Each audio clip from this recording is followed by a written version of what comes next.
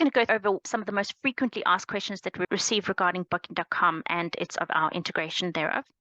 The first thing that we're going to be looking at is payments. Now, Booking.com offer a variety of flexible payment solutions and to allow your guests payments, and these can be set up based on whatever your preferred policy is. It's actually quite complex. Booking.com can facilitate all your guest payments for you, and basically you would receive the guaranteed payout by bank transfer close to your arrival date. They may pay you after your guests have checked out, and these payouts happen either weekly or monthly, depending on the location of your property. They do also offer guests the option to pay online using card details and then send through these details for you to process the card payments within or out with SuperControl. If you support out of SuperControl, for example, what happens is that the card details would be visible to you on your extranet. You can then go and manually take these details and process it, say, for example, through Stripe or something, and then you have to update the booking in SuperControl manually with whatever payment entries you have taken, so no payment information is actually dropped in. Or you have the option to take the payments in SuperControl directly using one of your payment processors, which is always the preferred and easiest solution. What happens is that Booking.com will send through the card details when the booking is placed. These card details will either come through as a virtual card or as the guest card's payment.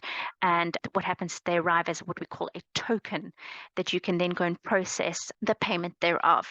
Booking.com also have a third type, which is a prepayment charge option as well. In terms of commission, you may want to or wish to uplift your prices to cover the channel commission.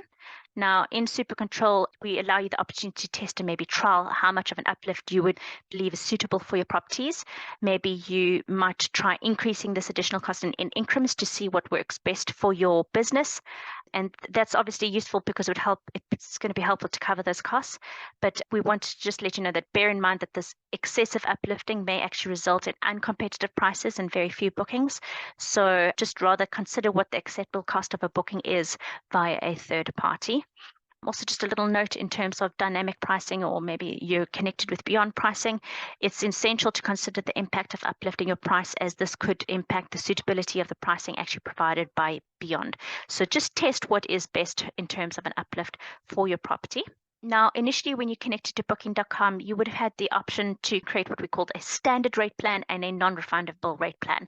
You do not need to have both. Automatically, when you created a listing via SuperControl, it would have created both. But when we connect to an existing, you may already have created your rate plans, and we will connect to the ones as preferable. What happens is that we generally only connect to a standard rate plan, and the rest of the rate plans are mapped based on the rate plan that we've connected with.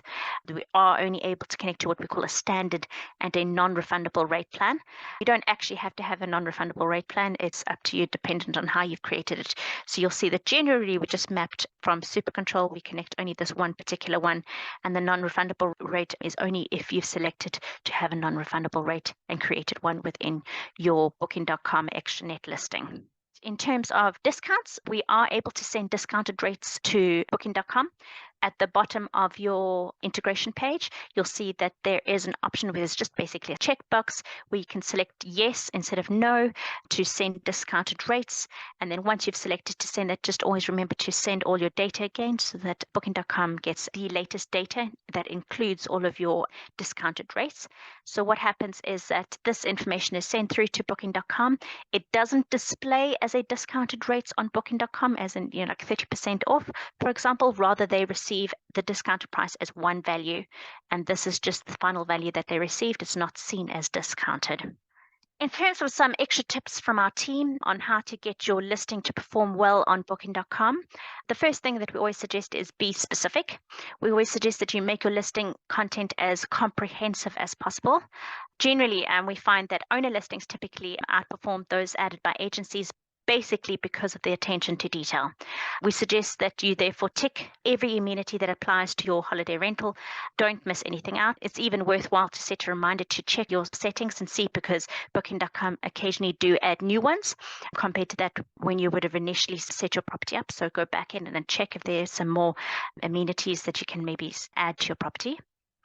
We suggest that you also list all of your properties. Obviously, the major players know how many properties you have in your portfolio, and basically All those owners and companies that add all of them to Booking.com get their channel ranked higher. The more properties you add, the higher you're ranked.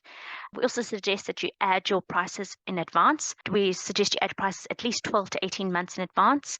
You don't need to be hung up on about what you should be charging. Rather, the further ahead you set your prices, the more flexible you can be. Maybe set them high to start with, and then you can adjust them as those dates get closer, because then what's the worst that could happen? Someone could book and pay a premium price, but you've still got a booking. The other suggestion that we have is not to cancel. Canceling bookings basically has a detrimental effect on your listings. So aim to have a cancellation rate that is lower than 10%, because this would obviously help your holidays rental performance. Obviously, in an ideal world, it should be 0%, but that cannot be done. We'd also suggest that you ask your guests to review their stay. Booking.com have their own review system as well. So if you get onto whatever channel you utilize, check and see whether they've got their own review systems, because then you're on a number of different review systems. And basically, it's a way of building trust and providing proof. And basically, the number of reviews that your holiday rental actually has affects where it appears in searches.